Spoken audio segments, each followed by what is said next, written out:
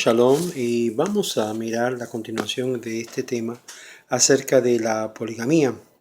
Vimos en el primer video la importancia de comprender el contexto de por qué muchas veces se permite la poligamía en la historia, en particular en la historia de Israel.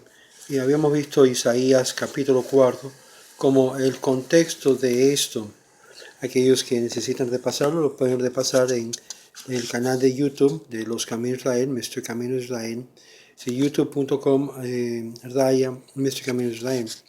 Nosotros vamos a ver ahora, entrando a la parte talmúdica o rabínica, qué dice el judaísmo acerca de tener más de una esposa. Obvio, hay algunos conceptos contrarios, incluyendo la prohibición que dio el rabino Gershon, y eso lo vamos a ver más adelante en otro video, pero en este vamos a ver que en sí en la ley talmúdica se permitía tener lo que se llama harenes judías o coesposas, que sería zaram. La poligamía es una institución y fue practicado, aunque hasta el día de hoy en Israel, por debajo de las cobijas, se puede decir, hecho muy calladamente.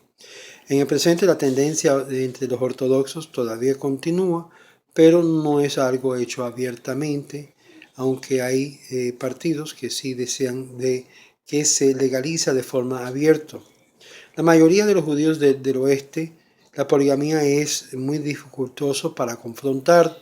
Obvio, ellos se sienten cómodos con el tema, no se siente cómodo con el tema y por lo tanto trata de minimizarlo, excusarlo o defenderlo, como vamos a ver más adelante, que tratan de ponerlo a un lado como algo antiguo, algo anterior. Los escritos acerca del matrimonio, en particular como algo monógamo, fue tomado de verdad por las raíces, por el reverendo y el rabino principal del Imperio Británico, el doctor Joseph H. Hertz, que escribió y declaró: la idea bíblica del matrimonio humano era uno que era monógamo.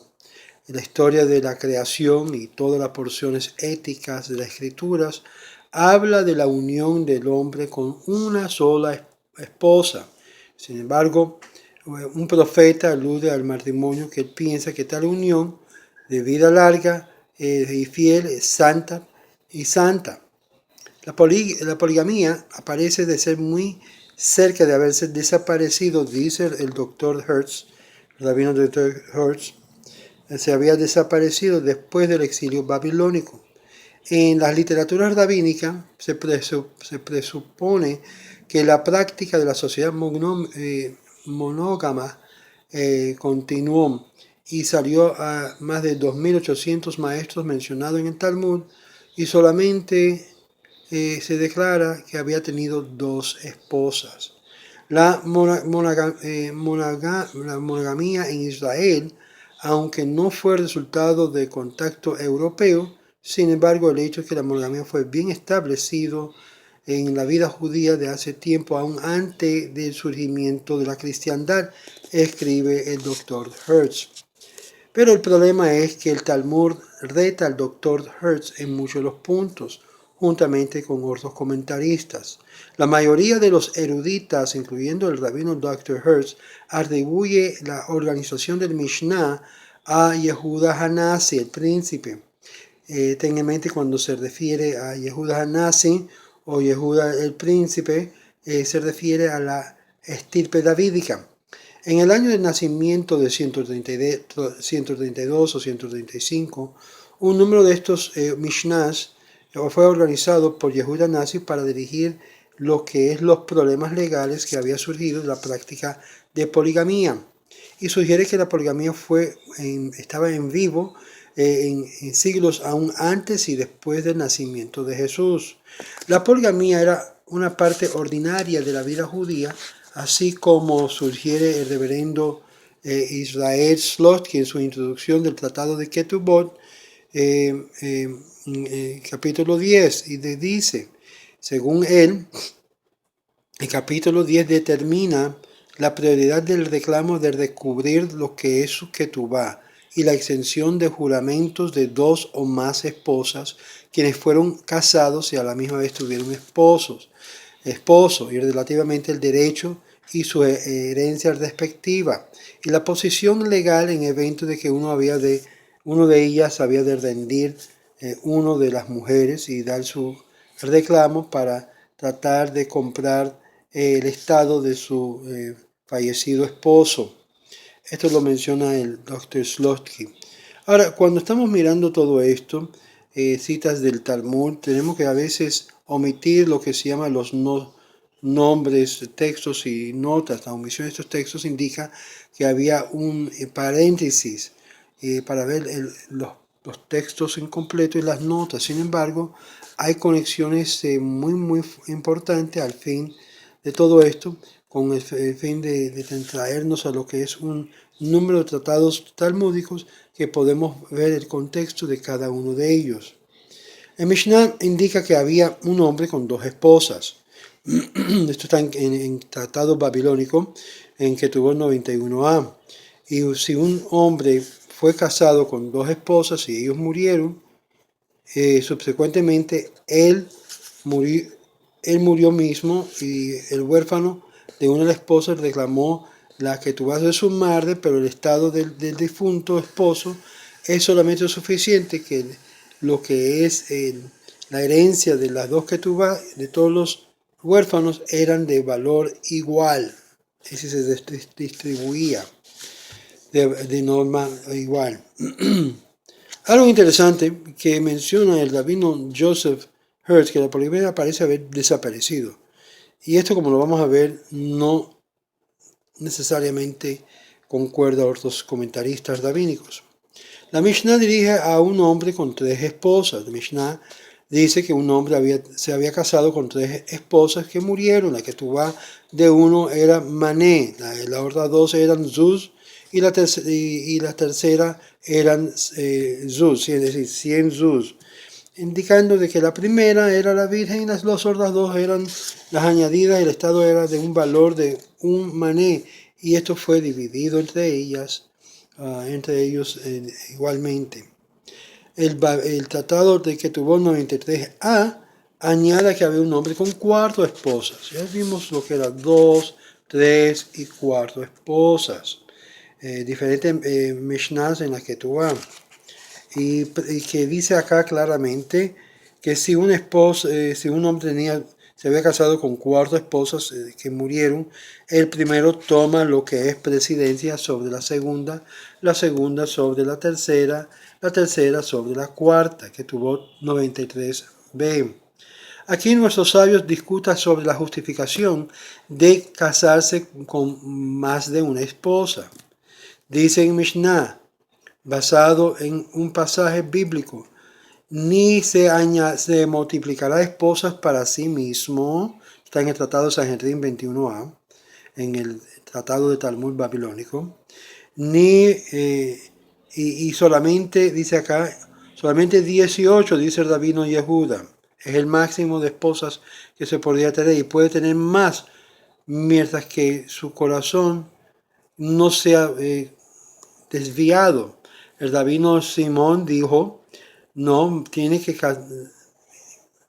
él no puede casarse ni siquiera con una de ellas, porque puede ser que su corazón se desvía. Entonces, ¿por qué está escrito que tampoco se multiplique esposas para sí mismo?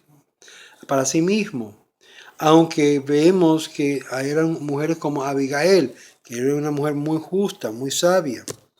Aquí vemos algo muy interesante.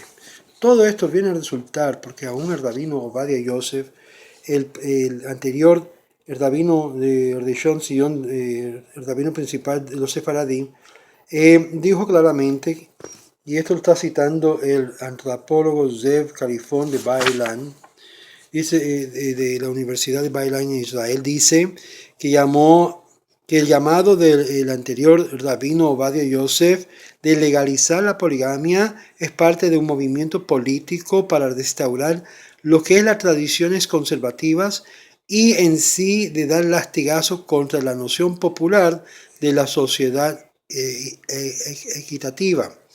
Esto da a sentir que el mundo secular aunque están en Israel, que fueron inmigrados en el 1950, han destruido lo que era el patriarca destruido la familia patriarcal sefaradí, sus valores, dijo Califón. Esta prohibición de poligamía es visto como algo moderno y es una expresión de los valores europeos y del este, dijo él.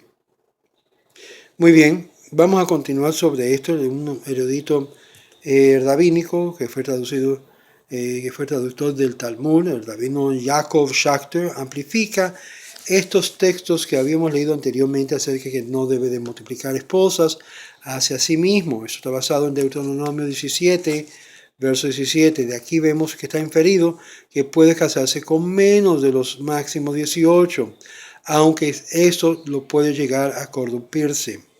También es más virtuoso solamente si 18 está permitido, pero no una sola persona puede ser mal guiado, está permitido. Abigail era la esposa de Nabal, el carmelita. 1 Samuel, capítulo 25, verso 3. Sin embargo, ella se consideró como una de las mujeres más maravillosas en la historia judía. Vea la Megilá 15a. Ok, entonces, ¿qué? ¿Es la poligamía permitido? ¿Está bien? De acuerdo al Mishnah Talmud y los traductores de Jacob, nos dice que los sabios basaron su justificación de la poligamia sobre Deuteronomio 17:17. Para ver el contexto entero, yo le invito a ustedes que lean Deuteronomio 17, versos 14 al 17. Cuando ustedes entran a la tierra a la cual el Señor vuestro Dios le ha dado, y tomará posesión de ella, y habitará en ella, y dirá, y yo pondré un rey sobre mí, así como las demás naciones han hecho. Entonces, en ninguna forma pondrá el rey sobre ti, quien el Señor vuestro Dios escogerá, sino entre vuestros hermanos pondrá un rey sobre ustedes. Es decir, no solamente cualquiera, sino alguien entre los hermandad, que tienen las mismas leyes, que tienen el mismo sentir. Y aquí está la prohibición de que un converso no puede reinar gobernar sobre el pueblo de Israel. Y dice claramente acá que no pondrá sobre vosotros un extranjero, es decir, un converso, que no es vuestro hermano, es decir, no está hablando de algo físico. Pero él no multiplicará caballos hacia sí mismo, ni causará que el pueblo regrese a Egipto, porque con ese fin multiplicará caballos. Además, el Señor vuestro Dios le dirá, y de aquí en adelante no regresarás más por esa vía, ni tampoco multiplicarás esposas hacia sí mismo, para que su corazón no se vuelva, también no se desvía, ni tampoco sea grande la multiplicación del oro y la plata. Sabemos algunas cosas claramente que son grandes problemas que ha sido en cuanto al pueblo de Israel. Número 1, la multiplicación de plata y oro, es decir, la codicia hacia eso. Lo que es la codicia hacia el poderío, los caballos.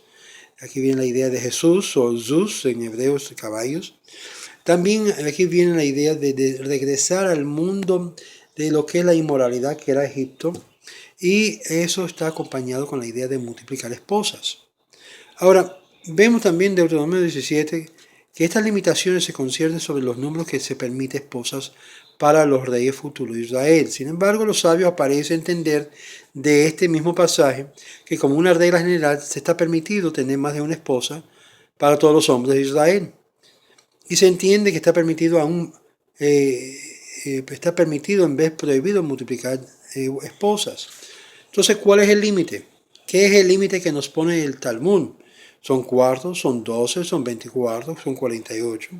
Bueno, los sabios están en desacuerdo acerca de la cantidad de esposas que están permitidos. En la Gemara, el rabino objetó y dijo que asumimos que es kanjenma. Eso implica 12. Huescajená es 24. Y en sí también enseña de la misma forma que no multiplicar esposas para sí mismo más allá de los 24. Según como él interpreta esto, el Vav está redundante en hebreo y debe ser 48. Esto lo hallamos en el Talmud Sanhedrin 21a. Ahora, ¿qué vamos a ver de lo que es matrimonios liberatos? matrimonio entre un hombre y su viuda, que su hermano muerto murió sin hijos. Esto está como halitza. En la ley judía, si un esposo muere y su esposa no ha tenido hijos, el hermano mayor del difunto puede tomar la viuda como su esposa. Y su hermano, eh, aun si su hermano está ya casado. Es decir, estamos hablando, digamos que el hermano está casado y murió su hermano, no dejó hijos. La ley está basada en Deuteronomio 25, 5 al 10. Y esto vamos a ver que esto toma, que puede tomarla. Ella no está libre de poder de casarse hasta que dé semilla a su hermano difunto. Deuteronomio 25, 5 al 10, aun si es tomado por la fuerza la mujer. Y esto hay una gran diferencia de comprensión.